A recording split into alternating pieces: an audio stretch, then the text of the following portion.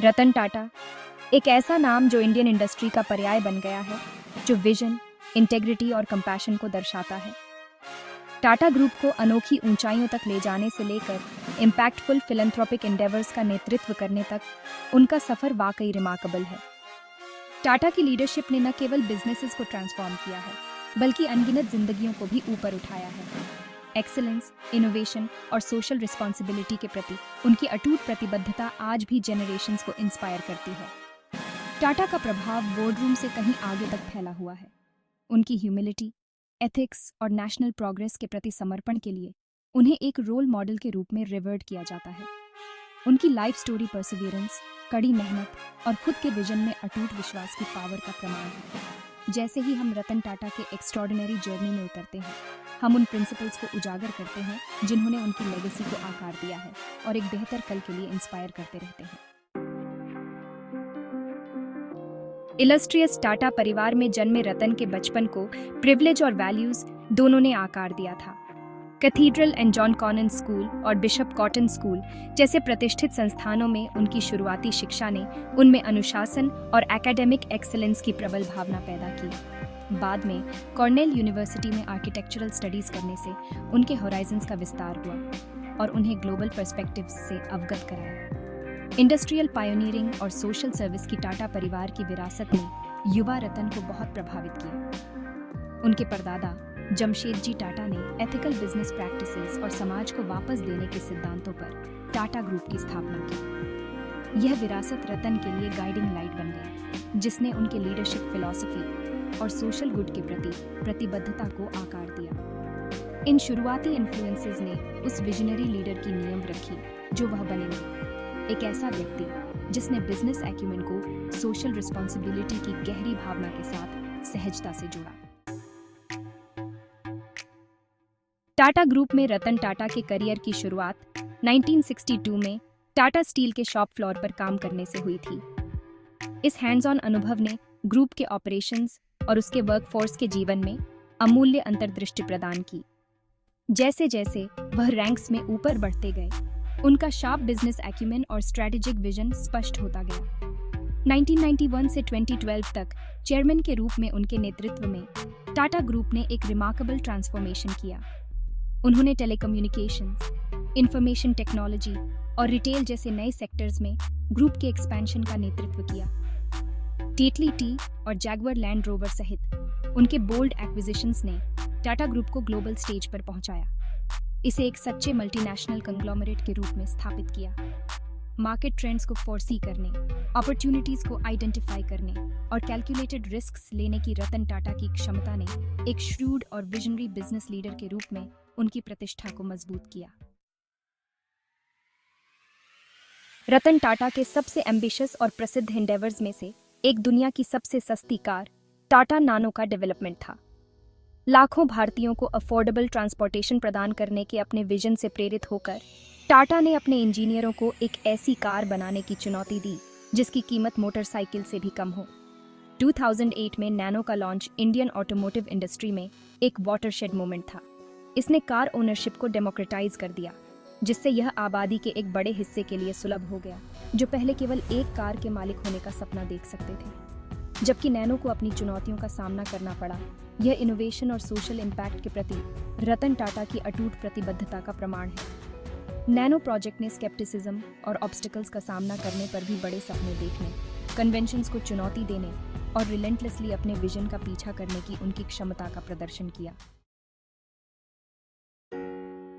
Section 5, beyond business, रतन Tatas philanthropic spirit. जहां उनकी business achievements remarkable हैं, वहीं रतन टाटा के फिलैंथ्रोपिक एंडेवर्स उन्हें एक एक्सेप्शनल लीडर के रूप में अलग करते हैं। अंडर प्रिविलेज्ड की दुर्दशा से बहुत दुखी होकर उन्होंने अपने धन का एक महत्वपूर्ण हिस्सा और समय असंख्य चैरिटेबल कॉजेज को समर्पित कर दिया है।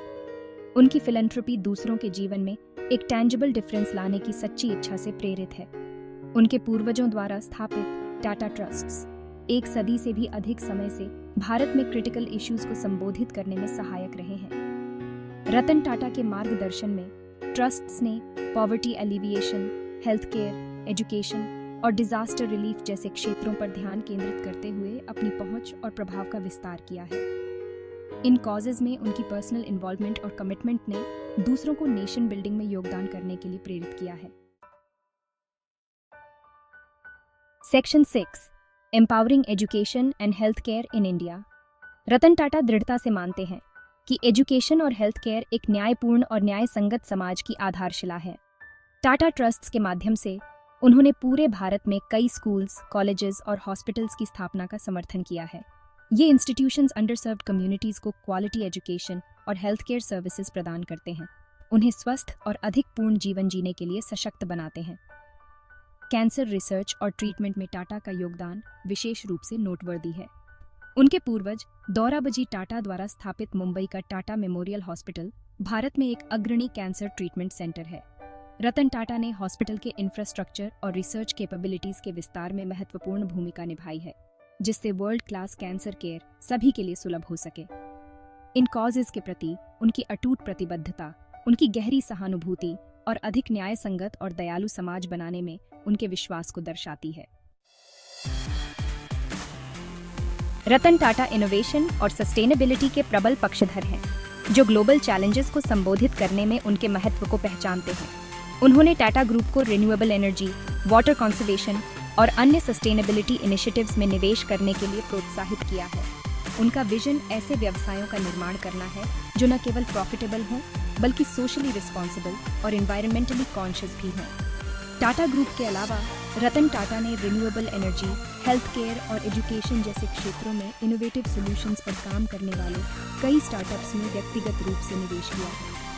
वह पॉजिटिव चेंज लाने और एक बेहतर भविष्य बनाने के लिए एंटरप्रेन्योरशिप की शक्ति में विश्वास करते हैं। इन वेंचर्स के लिए उनका समर्थन उनके फॉरवर्ड थिंकिंग दृष्टिकोण और ग्रेटर गुड के लिए टेक्नोलॉजी और इनोवेशन का लाभ उठाने की उनकी प्रतिबद्धता को दर्शाता है।